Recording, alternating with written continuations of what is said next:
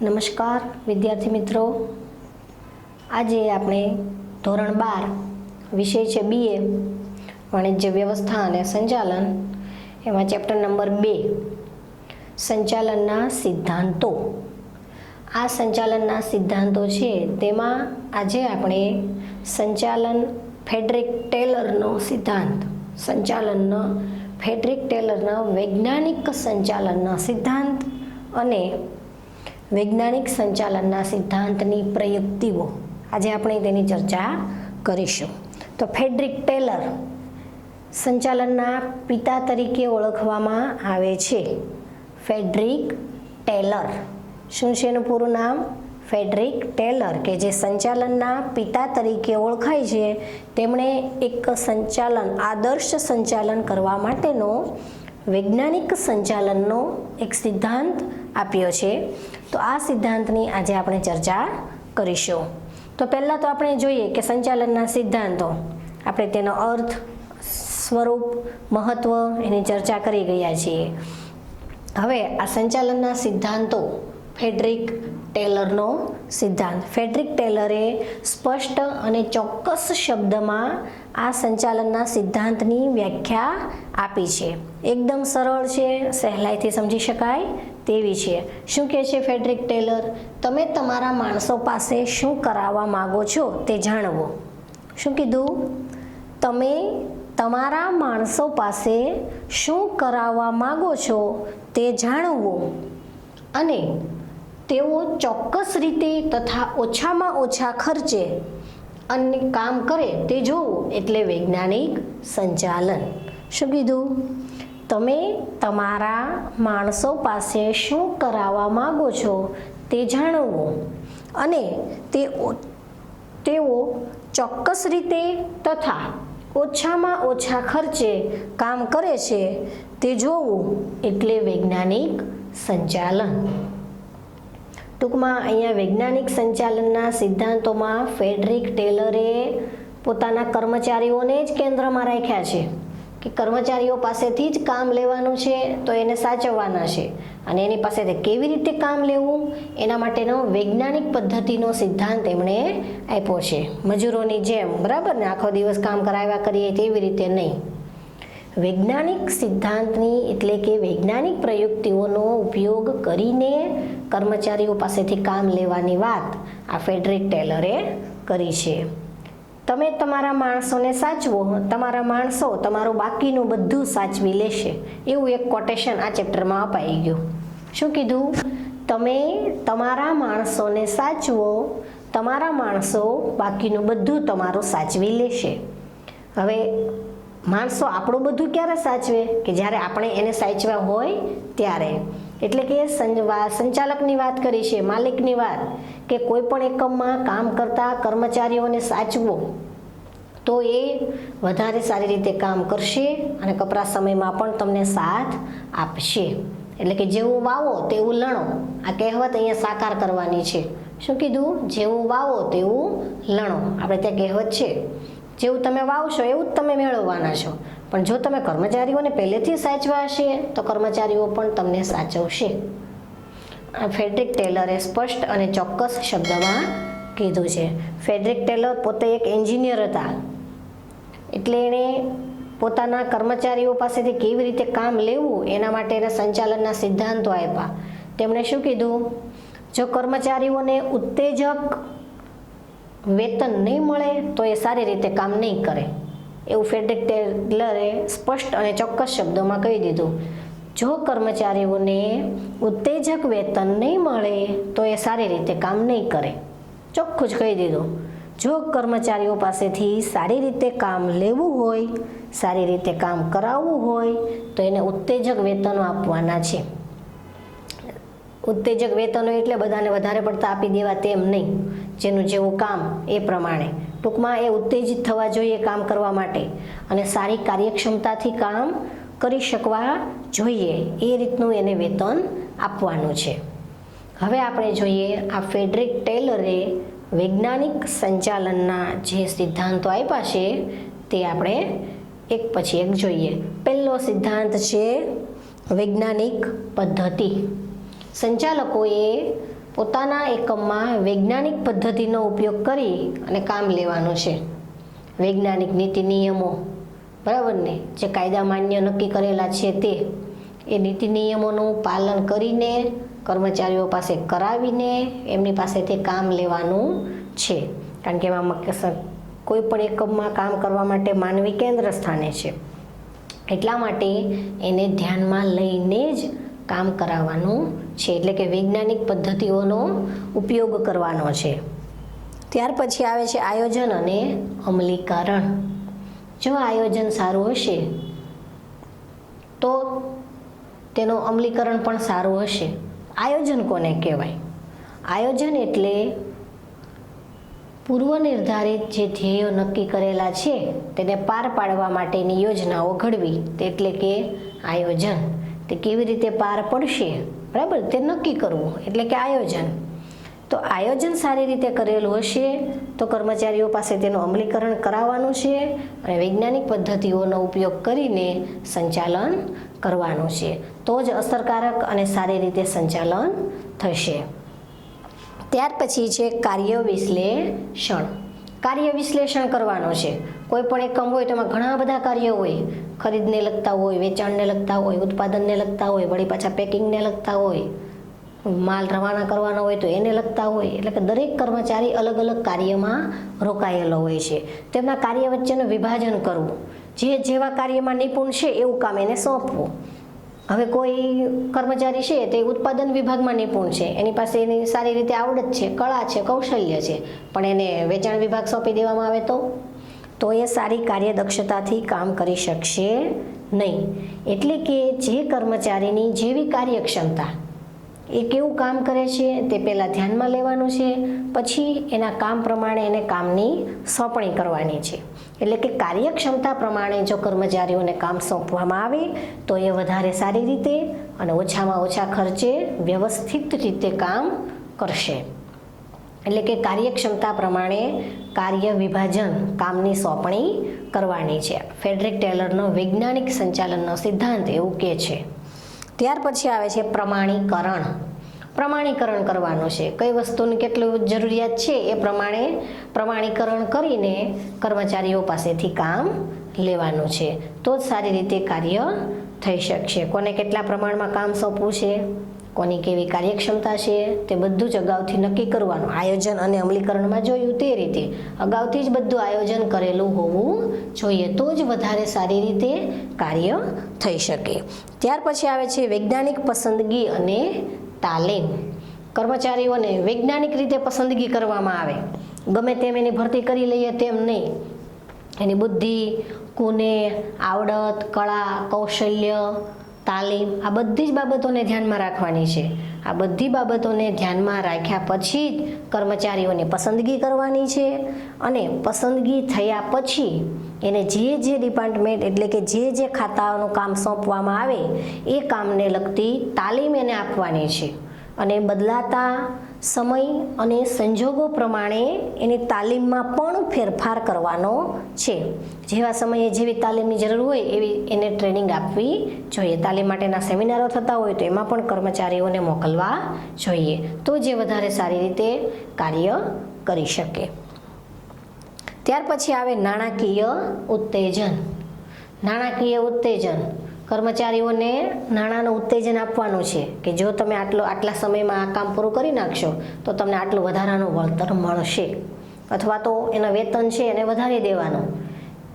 દરેકની કાર્યક્ષમતા અલગ અલગ હોય છે. એવું જરૂરી નથી કે દરેક કર્મચારીના વેતન વધે, પણ જે કર્મચારી સારી રીતે કામ કરતો હોય, એની આવડત, કળા, કૌશલ્યનો સારો ઉપયોગ કરતો હોય, એની પાસે સ્કિલ હોય એની કામ કરવાની, તો એમને નાણાંનું ઉત્તેજન મળવું જોઈએ. પછી એ બોનસ સ્વરૂપે હોય કે વધારાના એક્સ્ટ્રા વળતર સ્વરૂપે હોય કે ગમે તે રીતે હોય.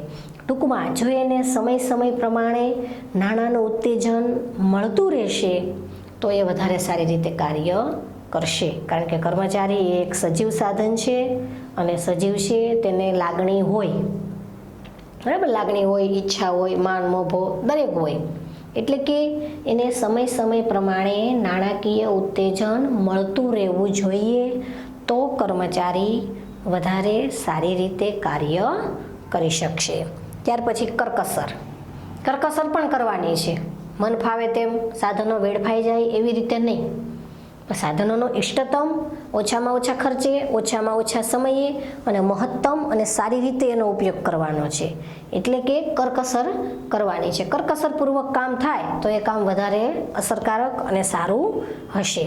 એટલે કે ઉત્પાદનના સાધનો, જમીન, મૂડી, શ્રમ, નિયોજક, આ બધા જ સાધનો છે એનો કરકસરપૂર્વક ઉપયોગ કરીને ઉત્પાદન કરવાનું છે. એટલે કે ફ્રેડરિક ટેલરે વૈજ્ઞાનિક પદ્ધતિઓનો ઉપયોગ કરવાનું કીધું છે, તાર્કિક વિશ્લેષણો કરીને. એટલે કે ભવિષ્યમાં આની શું પરિસ્થિતિ આવી શકે, બરાબર ને, તો કે સાધનોનો મહત્તમ અને ઇષ્ટતમ ઉપયોગ થાય અને વધારે કરકસરપૂર્વક ઉપયોગ કરીને ઉત્પાદન કરી શકાય. ત્યાર પછી માનસિક ક્રાંતિ, માલિક અને મજૂરો વચ્ચે માનસિક ક્રાંતિ લાવવાની છે.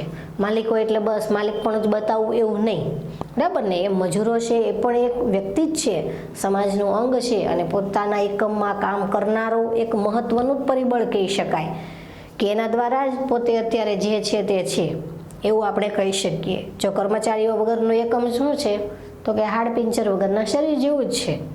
એટલે કે કોઈ પણ એકમમાં કર્મચારીઓ એટલે કે માનવીઓ મહત્વના છે. એટલે માલિક અને મજૂરો વચ્ચે માનસિક ક્રાંતિ થયેલી હોવી જોઈએ. બંને વચ્ચે મનભેદ, મનમેટાવ એવું કંઈ હોવું જોઈએ નહીં. માલિકો છે તે પણ મજૂરો સાથે સ્પષ્ટ સરળતાથી વાતચીત કરી શકે તેમ હોવું.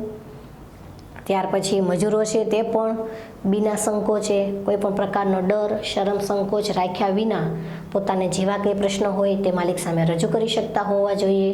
એટલે કે બંને વચ્ચે માનસિક ક્રાંતિ થયેલી હોવી જોઈએ. તો આ હતા ફ્રેડરિક ટેલરના વૈજ્ઞાનિક સંચાલનનો સિદ્ધાંત. આ સવાલ તમને 3 અથવા 5 માર્કમાં પણ પૂછાઈ શકે છે. ફ્રેડરિક ટેલરે આપેલો વૈજ્ઞાનિક સંચાલનના સિદ્ધાંતનો અર્થ આપી આ વૈજ્ઞાનિક સંચાલનના સિદ્ધાંતોની વિગતે સમજૂતી આપો. માત્ર પોઈન્ટ યાદ રાખવાના છે. અંદરની સરળ સમજૂતી છે તો પોઈન્ટ યાદ રહે તો એ સમજૂતી પણ યાદ રહી જાય. કેટલા સિદ્ધાંતો આપ્યા છે ફ્રેડરિક ટેલરે? 8. પહેલો સિદ્ધાંત છે વૈજ્ઞાનિક પદ્ધતિ. કોઈ પણ એકમમાં વૈજ્ઞાનિક પદ્ધતિએ કામ લેવામાં આવે તો એ સારી રીતે થાય. ત્યાર પછી આયોજન અને અમલીકરણ, કાર્ય વિશ્લેષણ, પ્રમાણીકરણ, વૈજ્ઞાનિક પસંદગી અને તાલીમ. ત્યાર પછી નાણાકીય ઉત્તેજન, કરકસર અને માનસિક ક્રાંતિ. ક્રમમાં યાદ રાખવા એવું જરૂરી નથી, બરાબર. ક્રમમાં યાદ ન રહે તો તમે ચાવી પણ બનાવી શકો છો અને એ તો વિદ્યાર્થીઓને આવડે જ છે, એમાં કંઈ કહેવાની જરૂર નથી, બરાબર ને. પણ ગોખતા નહીં. જો BAમાં કોઈ પણ સવાલનો જવાબ તમે ગોખવા જશો એટલે સવાલ આડાઅવળો લખાઈ જશે. માત્ર થોડી સમજ બુદ્ધિનો ઉપયોગ કરીને, સમજીને પછી જવાબ લખવાનો પ્રયત્ન કરજો. વધારે માહિતી, વધારે ડિટેલ માટે તમે ટેક્સ્ટ બુક વાંચી શકો છો. હવે આવે છે વૈજ્ઞાનિક સંચાલનના સિદ્ધાંતની પ્રયુક્તિઓ. કેવી રીતે વૈજ્ઞાનિક સંચાલનનો સિદ્ધાંત કાર્ય કરે એની પ્રયુક્તિઓ ફ્રેડરિક ટેલરે આપી છે. પહેલી પ્રયુક્તિ છે સમય નિરીક્ષણ. સમયનું નિરીક્ષણ કરવાનું છે. કેવી રીતે સમયનું નિરીક્ષણ થાય? તો કે સમયને જોવાનો છે, સમયનું ધ્યાન રાખવાનું છે, આટલા સમયમાં આ કામ પૂરું કરવાનું છે. કોઈ પણ કાર્ય પૂર્ણ કરવા માટે જેટલો સમય લાગે તે અંગેનો વૈજ્ઞાનિક અભ્યાસ એટલે સમય નિરીક્ષણ. શું કીધું? કોઈ પણ કાર્ય પૂર્ણ કરવા માટે જેટલો સમય લાગે તે અંગેનો વૈજ્ઞાનિક અભ્યાસ એટલે સમય નિરીક્ષણ. કોઈ પણ કામ કરવાનું છે, સમય આપી દીધો, ચાલો 5 કલાકમાં આ કામ પૂરું કરી નાખવાનું છે, તો એ કામ 5 કલાકમાં પૂરું થાય છે તેનો અભ્યાસ કરવાનો કે ખરેખર આ કામ 5 કલાકનું જ છે, એ 5 કલાકમાં પૂરું થશે કે 5 કલાક વધારે થાય છે કે 5 કલાક કરતાં ઓછા થાય છે. આ અંગેનું નિરીક્ષણ કરવાનું છે એટલે કે સમય નિરીક્ષણ. સમયને ધ્યાનમાં રાખીને જ કામ કરવાનું છે.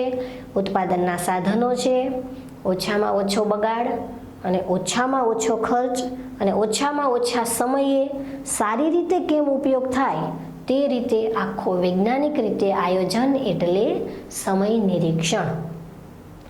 ખ્યાલ આવ્યો?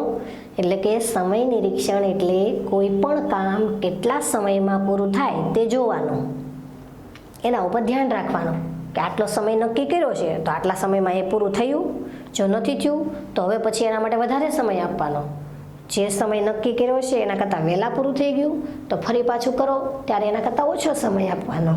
તો આ રીતે વૈજ્ઞાનિક પ્રયુક્તિનો ઉપયોગ કરી સમયનું નિરીક્ષણ કરવાનું છે. ત્યાર પછી આવે છે બીજી પ્રયુક્તિ, ગતિ નિરીક્ષણ. ગતિ એટલે ચાલવું, આપણે ટૂંકમાં કહીએ ને ઝડપ એટલે કે ગતિ. બિનજરૂરી ખોટી દિશામાં થતા બિનકાર્યક્ષમ હલનચલનમાંથી ઉદ્ભવતા બગાડને દૂર કરવાની પદ્ધતિ. શું કીધું? બિનજરૂરી હલનચલન જે થાય છે તેને દૂર કરવાની પદ્ધતિ. બિનજરૂરી હલનચલન કોણ કરે? એવો કોની પાસે ટાઈમ હોય કે જે કામ વગરનું હલનચલન કર્યા કરે, કામ વગરનું જ્યાં ત્યાં દોડ્યા કરે? છે એવો કોઈ પાસે સમય? પણ કોઈ પણ એકમમાં એક કરતાં વધારે ઘણા બધા કર્મચારીઓ કામ કરતા હોય છે. એમાં અમુક ટકા કર્મચારીઓ એવા હોય છે કે જે બિનજરૂરી અને ખોટી દિશામાં કાર્ય કરતા હોય, એટલે કે સમયનો બગાડ કરતા હોય. બિનજરૂરી ખોટી દિશામાં એનું હલનચલન વધારે હોય તો આ હલનચલનને દૂર કરવાની પદ્ધતિ એટલે ગતિ નિરીક્ષણ. બિનજરૂરી ખોટી દિશામાં જે હલનચલન થાય છે તેને દૂર કરવાનું. જો તેને દૂર કરો એટલે ઓટોમેટિક છે ઔદ્યોગિક શાંતિ આવી જ જવાની છે. એટલે કે બિનજરૂરી હલનચલન દૂર કરવાની અથવા તો બિનજરૂરી જે હલનચલન થાય તેનો બગાડ અટકાવવાની, દૂર કરવાની પદ્ધતિ એટલે ગતિ નિરીક્ષણ. ત્યાર પછી આવે છે ભિન્ન વેતન દરની પદ્ધતિ. વેતન દર કેવા? ભિન્ન, અલગ અલગ. હવે કોઈ પણ એક એકમ છે એમાં 200 કર્મચારીઓ કામ કરે છે, માની લ્યો 200 કર્મચારી, તો એ 200 કર્મચારીના વેતન એક સરખા હશે? નહીં હોય. કોઈ પણ એકમ હોય, પછી એ નાનું એકમ હોય, મધ્યમ એકમ હોય કે ઉચ્ચ કક્ષાનું કોઈ મોટી પેઢી હોય કે મોટો ઉદ્યોગ હોય, દરેક કર્મચારીઓના વેતન એક સરખા જોવા મળતા નથી.